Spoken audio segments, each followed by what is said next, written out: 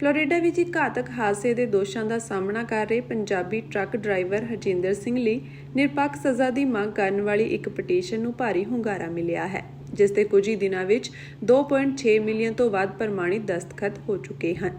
ਤਰਨਤਾਰਨ ਜ਼ਿਲ੍ਹੇ ਦੇ ਪਿੰਡ ਰਤੋਲ ਦੇ ਮੂਲ ਨਿਵਾਸੀ 28 ਸਾਲਾ ਹਰਜਿੰਦਰ ਸਿੰਘ ਨੂੰ ਫਲੋਰੀਡਾ ਵਿੱਚ 12 ਅਗਸਤ ਨੂੰ ਇੱਕ ਹਾਦਸੇ ਤੋਂ ਬਾਅਦ ਗ੍ਰਿਫਤਾਰ ਕੀਤਾ ਗਿਆ ਸੀ। ਉਸ ਤੇ ਕਥਿਤ ਤੌਰ ਤੇ ਗੈਰ ਕਾਨੂੰਨੀ ਯੂ-ਟਰਨ ਲੈਣ ਦਾ ਦੋਸ਼ ਹੈ, ਜਿਸ ਕਾਰਨ ਇੱਕ ਕਾਰ ਟ੍ਰੇਲਰ ਨਾਲ ਟਕਰਾ ਗਈ ਅਤੇ 3 ਲੋਕਾਂ ਦੀ ਮੌਕੇ ਤੇ ਹੀ ਮੌਤ ਹੋ ਗਈ।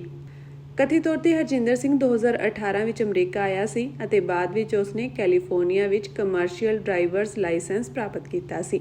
ਫਲੋਰੀਡਾ ਦੇ ਗਵਰਨਰ ਰੌਨ ਡਿਸੈਂਟਿਸ ਨੂੰ ਸੰਬੋਧਿਤ ਕੀਤੀ ਗਈ ਇੱਕ ਆਨਲਾਈਨ ਪਟੀਸ਼ਨ ਵਿੱਚ ਕਿਹਾ ਗਿਆ ਕਿ ਹਾਦਸਾ ਜਾਣਬੁੱਝ ਕੇ ਨਹੀਂ ਸੀ ਅਤੇ ਸੰਭਾਵਿਤ ਸਜ਼ਾ ਨੂੰ ਅਣਮਨੁੱਖੀ ਕਿਹਾ ਗਿਆ ਹੈ। ਇਸ ਵਿੱਚ ਸਮਰਥਕ ਅਧਿਕਾਰੀਆਂ ਨੂੰ ਨਰਮੀ, ਪੈਰੋਲ ਦੀ ਯੋਗਤਾ ਜਾਂ ਕਮਿਊਨਿਟੀ ਸੇਵਾ ਵਰਗੇ ਵਿਕਲਪਾਂ ਤੇ ਵਿਚਾਰ ਕਰਨ ਦੀ ਅਪੀਲ ਕਰ ਰਹੇ ਹਨ।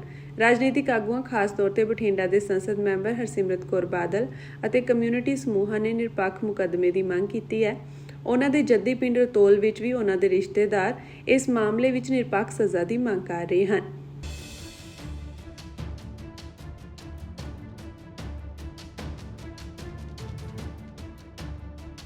ਫਲੋਰੀਡਾ ਵਿੱਚ ਇੱਕ ਘਾਤਕ ਹਾਦਸੇ ਦੇ ਦੋਸ਼ਾਂ ਦਾ ਸਾਹਮਣਾ ਕਰ ਰਹੇ ਪੰਜਾਬੀ ਟਰੱਕ ਡਰਾਈਵਰ ਹਰਜਿੰਦਰ ਸਿੰਘ ਲਈ ਨਿਰਪੱਖ ਸਜ਼ਾ ਦੀ ਮੰਗ ਕਰਨ ਵਾਲੀ ਇੱਕ ਪਟੀਸ਼ਨ ਨੂੰ ਭਾਰੀ ਹੁੰਗਾਰਾ ਮਿਲਿਆ ਹੈ, ਜਿਸ ਦੇ ਕੁਝ ਹੀ ਦਿਨਾਂ ਵਿੱਚ 2.6 ਮਿਲੀਅਨ ਤੋਂ ਵੱਧ ਪ੍ਰਮਾਣਿਤ ਦਸਤਖਤ ਹੋ ਚੁੱਕੇ ਹਨ।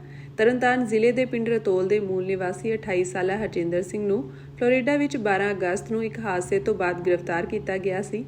ਉਸ ਤੇ ਕਥਿਤ ਤੌਰ ਤੇ ਗੈਰ ਕਾਨੂੰਨੀ ਯੂ-ਟਰਨ ਲੈਣ ਦਾ ਦੋਸ਼ ਹੈ, ਜਿਸ ਕਾਰਨ ਇੱਕ ਕਾਰ ਟ੍ਰੇਲਰ ਨਾਲ ਟਕਰਾ ਗਈ ਅਤੇ 3 ਲੋਕਾਂ ਦੀ ਮੌਕੇ ਤੇ ਹੀ ਮੌਤ ਹੋ ਗਈ। ਕਥਿਤ ਤੌਰ ਤੇ ਹਰਜਿੰਦਰ ਸਿੰਘ 2018 ਵਿੱਚ ਅਮਰੀਕਾ ਆਇਆ ਸੀ ਅਤੇ ਬਾਅਦ ਵਿੱਚ ਉਸਨੇ ਕੈਲੀਫੋਰਨੀਆ ਵਿੱਚ ਕਮਰਸ਼ੀਅਲ ਡਰਾਈਵਰਸ ਲਾਇਸੈਂਸ ਪ੍ਰਾਪਤ ਕੀਤਾ ਸੀ। ਫਲੋਰੀਡਾ ਦੇ ਗਵਰਨਰ ਰੌਨ ਡਿਸੈਂਟਿਸ ਨੂੰ ਸੰਬੋਧਿਤ ਕੀਤੀ ਗਈ ਇੱਕ ਆਨਲਾਈਨ ਪਟੀਸ਼ਨ ਵਿੱਚ ਕਿਹਾ ਗਿਆ ਕਿ ਹਾਦਸਾ ਜਾਣਬੁੱਝ ਕੇ ਨਹੀਂ ਸੀ ਅਤੇ ਸੰਭਾਵਿਤ ਸਜ਼ਾ ਨੂੰ ਅਣਮਨੁੱਖੀ ਕਿਹਾ ਗਿਆ ਹੈ।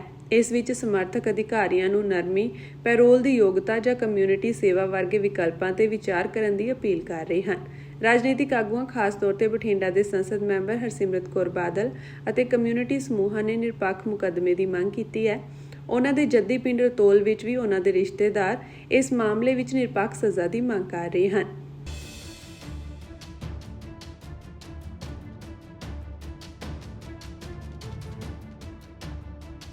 ਫਲੋਰੀਡਾ ਵਿੱਚ ਇੱਕ ਘਾਤਕ ਹਾਦਸੇ ਦੇ ਦੋਸ਼ਾਂ ਦਾ ਸਾਹਮਣਾ ਕਰ ਰਹੇ ਪੰਜਾਬੀ ਟਰੱਕ ਡਰਾਈਵਰ ਹਰਜਿੰਦਰ ਸਿੰਘ ਲਈ ਨਿਰਪੱਖ ਸਜ਼ਾ ਦੀ ਮੰਗ ਕਰਨ ਵਾਲੀ ਇੱਕ ਪਟੀਸ਼ਨ ਨੂੰ ਭਾਰੀ ਹੁੰਗਾਰਾ ਮਿਲਿਆ ਹੈ, ਜਿਸ ਦੇ ਕੁਝ ਹੀ ਦਿਨਾਂ ਵਿੱਚ 2.6 ਮਿਲੀਅਨ ਤੋਂ ਵੱਧ ਪ੍ਰਮਾਣਿਤ ਦਸਤਖਤ ਹੋ ਚੁੱਕੇ ਹਨ। ਤਰਨਤਾਰਨ ਜ਼ਿਲ੍ਹੇ ਦੇ ਪਿੰਡ ਰਤੋਲ ਦੇ ਮੂਲ ਨਿਵਾਸੀ 28 ਸਾਲਾ ਹਰਜਿੰਦਰ ਸਿੰਘ ਨੂੰ ਫਲੋਰੀਡਾ ਵਿੱਚ 12 ਅਗਸਤ ਨੂੰ ਇੱਕ ਹਾਦਸੇ ਤੋਂ ਬਾਅਦ ਗ੍ਰਿਫਤਾਰ ਕੀਤਾ ਗਿਆ ਸੀ। ਉਸ ਤੇ ਕਥਿਤ ਤੌਰ ਤੇ ਗੈਰ ਕਾਨੂੰਨੀ ਯੂ-ਟਰਨ ਲੈਣ ਦਾ ਦੋਸ਼ ਹੈ, ਜਿਸ ਕਾਰਨ ਇੱਕ ਕਾਰ ਟ੍ਰੇਲਰ ਨਾਲ ਟਕਰਾ ਗਈ ਅਤੇ 3 ਲੋਕਾਂ ਦੀ ਮੌਕੇ ਤੇ ਹੀ ਮੌਤ ਹੋ ਗਈ। ਕਥਿਤ ਤੌਰ ਤੇ ਹਰਜਿੰਦਰ ਸਿੰਘ 2018 ਵਿੱਚ ਅਮਰੀਕਾ ਆਇਆ ਸੀ ਅਤੇ ਬਾਅਦ ਵਿੱਚ ਉਸਨੇ ਕੈਲੀਫੋਰਨੀਆ ਵਿੱਚ ਕਮਰਸ਼ੀਅਲ ਡਰਾਈਵਰਸ ਲਾਇਸੈਂਸ ਪ੍ਰਾਪਤ ਕੀਤਾ ਸੀ। ਫਲੋਰੀਡਾ ਦੇ ਗਵਰਨਰ ਰੌਨ ਡਿਸੈਂਟਿਸ ਨੂੰ ਸੰਬੋਧਿਤ ਕੀਤੀ ਗਈ ਇੱਕ ਆਨਲਾਈਨ ਪਟੀਸ਼ਨ ਵਿੱਚ ਕਿਹਾ ਗਿਆ ਕਿ ਹਾਦਸਾ ਜਾਣਬੁੱਝ ਕੇ ਨਹੀਂ ਸੀ ਅਤੇ ਸੰਭਾਵਿਤ ਸਜ਼ਾ ਨੂੰ ਅਣਮਨੁੱਖੀ ਕਿਹਾ ਗਿਆ ਹੈ। ਇਸ ਵਿੱਚ ਸਮਰਥਕ ਅਧਿਕਾਰੀਆਂ ਨੂੰ ਨਰਮੀ, ਪੈਰੋਲ ਦੀ ਯੋਗਤਾ ਜਾਂ ਕਮਿਊਨਿਟੀ ਸੇਵਾ ਵਰਗੇ ਵਿਕਲਪਾਂ ਤੇ ਵਿਚਾਰ ਕਰਨ ਦੀ ਅਪੀਲ ਕਰ ਰਹੇ ਹਨ। ਰਾਜਨੀਤਿਕ ਆਗੂਆਂ, ਖਾਸ ਤੌਰ ਤੇ ਬਠਿੰਡਾ ਦੇ ਸੰਸਦ ਮੈਂਬਰ ਹਰਸਿਮਰਤ ਕੌਰ ਬਾਦਲ ਅਤੇ ਕਮਿਊਨਿਟੀ ਸਮੂਹਾਂ ਨੇ ਨਿਰਪੱਖ ਮੁਕੱਦਮੇ ਦੀ ਮੰਗ ਕੀਤੀ ਹੈ। ਉਹਨਾਂ ਦੇ ਜੱਦੀ ਪਿੰਡ ਰਤੋਲ ਵਿੱਚ ਵੀ ਉਹਨਾਂ ਦੇ ਰਿਸ਼ਤੇਦਾਰ ਇਸ ਮਾਮਲੇ ਵਿੱਚ ਨਿਰਪੱਖ ਸਜ਼ਾ ਦੀ ਮੰਗ ਕਰ ਰਹੇ ਹਨ।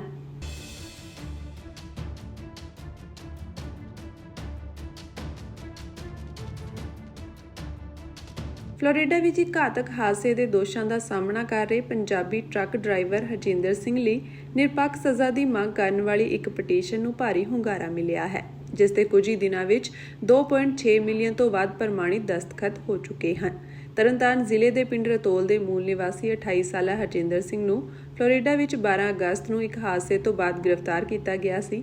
ਉਸ ਤੇ ਕਥਿਤ ਤੌਰ ਤੇ ਗੈਰ ਕਾਨੂੰਨੀ ਯੂ-ਟਰਨ ਲੈਣ ਦਾ ਦੋਸ਼ ਹੈ, ਜਿਸ ਕਾਰਨ ਇੱਕ ਕਾਰ ਟ੍ਰੇਲਰ ਨਾਲ ਟਕਰਾ ਗਈ ਅਤੇ 3 ਲੋਕਾਂ ਦੀ ਮੌਕੇ ਤੇ ਹੀ ਮੌਤ ਹੋ ਗਈ। ਕਥਿਤ ਤੌਰ ਤੇ ਹਰਜਿੰਦਰ ਸਿੰਘ 2018 ਵਿੱਚ ਅਮਰੀਕਾ ਆਇਆ ਸੀ ਅਤੇ ਬਾਅਦ ਵਿੱਚ ਉਸਨੇ ਕੈਲੀਫੋਰਨੀਆ ਵਿੱਚ ਕਮਰਸ਼ੀਅਲ ਡਰਾਈਵਰਸ ਲਾਇਸੈਂਸ ਪ੍ਰਾਪਤ ਕੀਤਾ ਸੀ। ਫਲੋਰੀਡਾ ਦੇ ਗਵਰਨਰ ਰੌਨ ਡਿਸੈਂਟਿਸ ਨੂੰ ਸੰਬੋਧਿਤ ਕੀਤੀ ਗਈ ਇੱਕ ਆਨਲਾਈਨ ਪਟੀਸ਼ਨ ਵਿੱਚ ਕਿਹਾ ਗਿਆ ਕਿ ਹਾਦਸਾ ਜਾਣਬੁੱਝ ਕੇ ਨਹੀਂ ਸੀ ਅਤੇ ਸੰਭਾਵਿਤ ਸਜ਼ਾ ਨੂੰ ਅਣਮਨੁੱਖੀ ਕਿਹਾ ਗਿਆ ਹੈ। ਇਸ ਵਿੱਚ ਸਮਰਥਕ ਅਧਿਕਾਰੀਆਂ ਨੂੰ ਨਰਮੀ, ਪੈਰੋਲ ਦੀ ਯੋਗਤਾ ਜਾਂ ਕਮਿਊਨਿਟੀ ਸੇਵਾ ਵਰਗੇ ਵਿਕਲਪਾਂ ਤੇ ਵਿਚਾਰ ਕਰਨ ਦੀ ਅਪੀਲ ਕਰ ਰਹੇ ਹਨ। ਰਾਜਨੀਤਿਕ ਆਗੂਆਂ, ਖਾਸ ਤੌਰ ਤੇ ਬਠਿੰਡਾ ਦੇ ਸੰਸਦ ਮੈਂਬਰ ਹਰਸਿਮਰਤ ਕੌਰ ਬਾਦਲ ਅਤੇ ਕਮਿਊਨਿਟੀ ਸਮੂਹਾਂ ਨੇ ਨਿਰਪੱਖ ਮੁਕੱਦਮੇ ਦੀ ਮੰਗ ਕੀਤੀ ਹੈ। ਉਹਨਾਂ ਦੇ ਜੱਦੀ ਪਿੰਡ ਰਤੋਲ ਵਿੱਚ ਵੀ ਉਹਨਾਂ ਦੇ ਰਿਸ਼ਤੇਦਾਰ ਇਸ ਮਾਮਲੇ ਵਿੱਚ ਨਿਰਪੱਖ ਸਜ਼ਾ ਦੀ ਮੰਗ ਕਰ ਰਹੇ ਹਨ।